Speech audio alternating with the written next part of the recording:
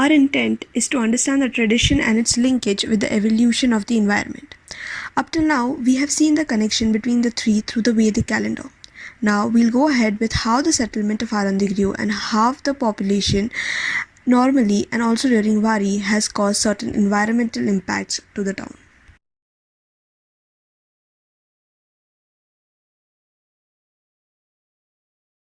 Topography of Alandi. On north side, there is a plain terrain and flat land. No dense forest in close vicinity, so there is a less wild animals.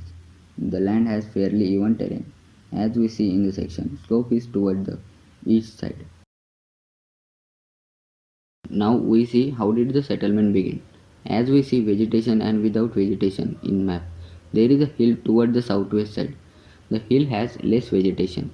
There is a more fertile land along the river side. Alandi had tropical semi-evergreen forest. Most of the area has natural vegetation like peepal, banyan, neem, bamboo, bor, hingnabet, saundad, babul, wood apple and tamarind tree.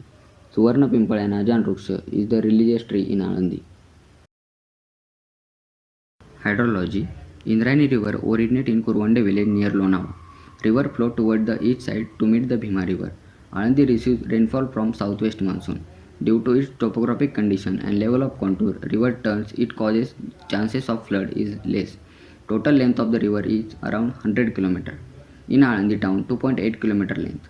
Main catchment area of water is toward the river.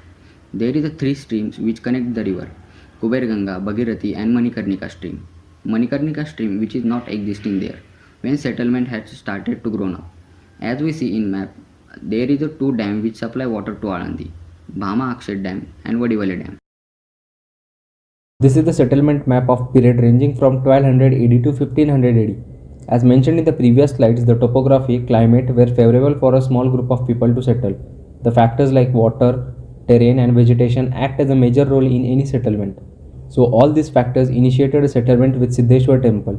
The streams acted as a natural boundary of settlement and part beyond it was selected as farms. So the boundary on north was fixed with the help of streams. The settlement mostly grew near and around the temple.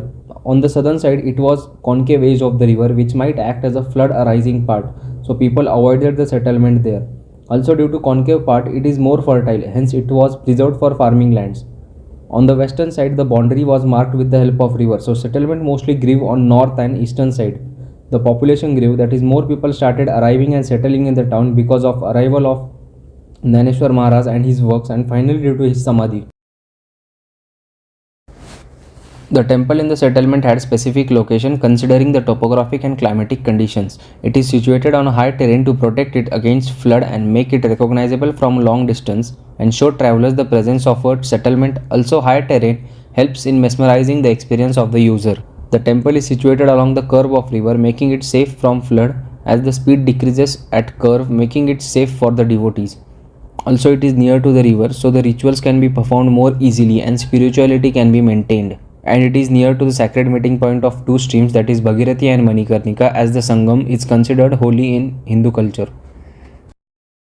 This is the settlement map of period ranging from 1500 AD to 1800 AD. As mentioned before, the population increased, and with the increasing population, there existed a need of various things in the settlement for livelihood. So with this, new occupations who helped in providing these things came into existence, and the system known as Bara Balotedar system came into existence in the town. All the Bara Balotedar settled in the settlement according to their convenience of work, like Parits and Kumbar settled near the water sources, the Sonar in the center of the town, Gurav near the temples, and so on.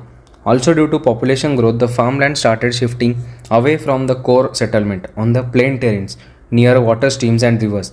Also, the settlement pattern was more affected by the topography, that is, it grew more on the northern and eastern side due to plain terrains and avoided the growth in the southern side. Now, with more people arriving in Alandi for pilgrimage and settling, there arose the need of proper roads, so new and more distinctive roads were built, and this also gave rise to Pradakshina Marga. The houses in the settlement were constructed with respect to their response to the climate and be more favorable to live. Over the time, Alandi gained more religious importance due to more people participating in Wari and visiting the Samadhi Mandir. In this time, the temple was developed, walls were built around the temple with 3 entrances. All the entrances had their own significance, that is, the west gate was especially used for accessing the river, The north gate was used for the pilgrims and the eastern gate was used by the locals as most of the houses were on the eastern side. By the time ghats on one side were developed for more easy access to the river. Also, ghats played major role in religious and cultural significance. It acted as a cremation ground, post-death rituals, and also as a recreational space.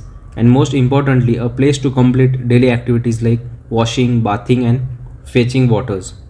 With the introduction of machinery, new techniques of farming and construction were introduced, changing the traditional and conventional methods, which resulted in decreasing domesticated fauna, that is, tractors and machines were introduced, which reduced the number of bullocks, khechers, and donkeys. As you see in the map, due to rapid increase in pilgrimage, the ghats needs to be developed. So on both sides of ghats were constructed. This also facilitated the construction of temple. Also the southern side started developing due to influence of Pune, and agricultural lands were shifted more towards outskirts of town. The internal roads in Alandi were developed and become more easy walkable. By the time architecture changed and old houses were demolished and new Wada houses were built. As we see in current scenario map, over the years as time passed and the Alandi grew in area as well as population due to rapid growth of commercial and industrial hubs in and around Alandi, and also due to its religious importance and because of connectivity nearby town and cities. The total area of AMC is 287.25 hectares. As we see in population graphs of Alandi, the population grew rapidly. There are open spaces in Alandi like ghats as recreational space 10%, agriculture land is 65%, school ground and gardens 20%, street is 5%, and the parking spaces. The chart shows the decrease in open spaces due to the increased urbanization. We can see in 1951 it was more than 80%, and by 2011 it decreases to 30%. People, banyan, neem, bamboo, bor, babur, coconut, wood apple, tamarind are some of the trees found in the area. We can see the height variation in them. There are three different types of soil, that is black, medium, alluvial. The productivity of each differs depending on the constituents and the location of the soil. Farming in Alandi is done in two seasons, Rabi and Kharif. Bajra, cotton, potato, wheat, gram, pomegranate, ginny grass, and sugarcane are some crops which are grown in the region. We will talk about changes during Wari. There is change in demographics at the time of Wari. So right now existing population is 15,000, daily floating population is 29,000, population created during Wari is 6 to 7 lakhs. In July, during Ashadi Wari, Dindis from all over Maharashtra arrives at Alandi 2 to 3 prior days to start the journey, where 6 to 7 lakhs pilgrims are in Alandi. In December, during Kartiki Wari, Dindis from Pandharpur arrives at the Alandi and stays back for 3 to 4 days for Kartiki Soda.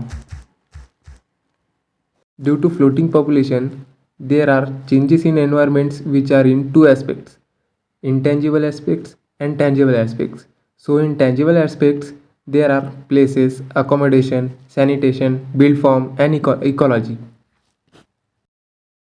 So first tangible aspect is place, in which we will talk about the street. In the above map of normal days, street which is connecting from Pune is crowded, but at the time of Wari, all the road connecting from different city are crowded because at the time of Wari, people are coming to Alandi all over the Maharashtra. Due to this increase in the crowd, there will be congestion on street and lose in street character. Notes in the Alandi also plays important role where activities like kirtan, bhajan and dance happen. In the above map, notes are mentioned which are cultural hotspots for the Warkari during Wari, but at the time of normal days it is full of vehicle and traffic. Crowd at notes during Wari affect its condition.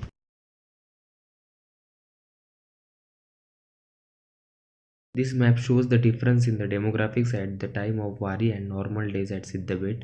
Siddhabet is a place where people like to do Vedpatan and meditation because place is very calm and clean. But at the time of Wari, it get crowded and activities like Kirtan Bhajan also happen there. Due to the crowd, it affects the environment of Siddhabet.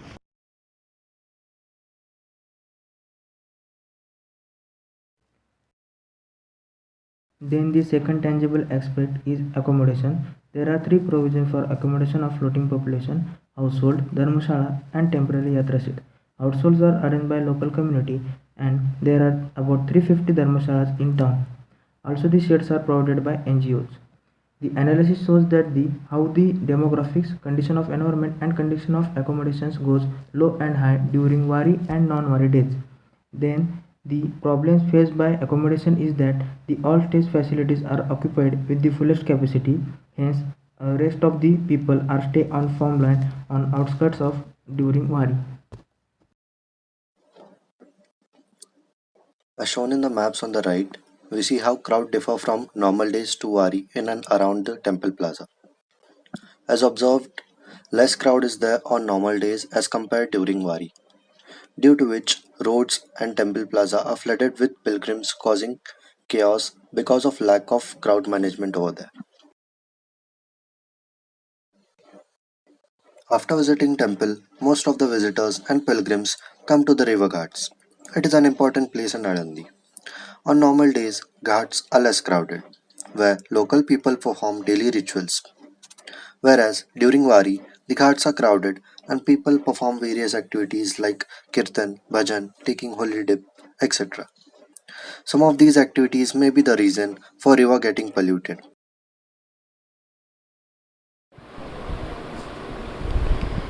Ecology. During Wari, area around temple has a large number of pilgrims visiting every year. Near the temple, temporary shops were constructed. Vendors sits on the ghat to sell flowers and puja materials. More crowd observed on the ghat. Pilgrims stays on the ghat and take holy dip. Every day on the ghat, some vendors sits to sell puja materials. In the evening, hawker sells foods on the ghat. Comparatively less rush observed than Wari. Every day, woman washes clothes on the edge of the river. Impact of a Wari on the river. Mainly, area of a ghat has a major problem of a water pollution and water contamination. Tons of garbage remains unattended after Wari. Pilgrims throws plastic flowers in the river. Because of a water pollution, aquatic plants grow on the river. This leads threat to the cultural heritage and harms the ecological balance. Degradation of Indrayani. Some edges of a river has a poor accessibility. This leads unsustainable culture.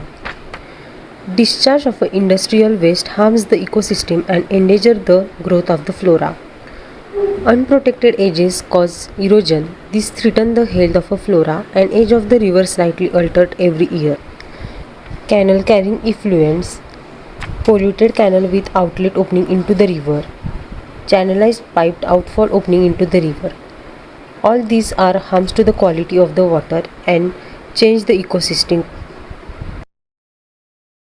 Sewage and sullage generated by resident and floating population of Alandi are either disposed on ground or most of it finds its way to the Indrayani river, which leads to pollution of river and poses health risks.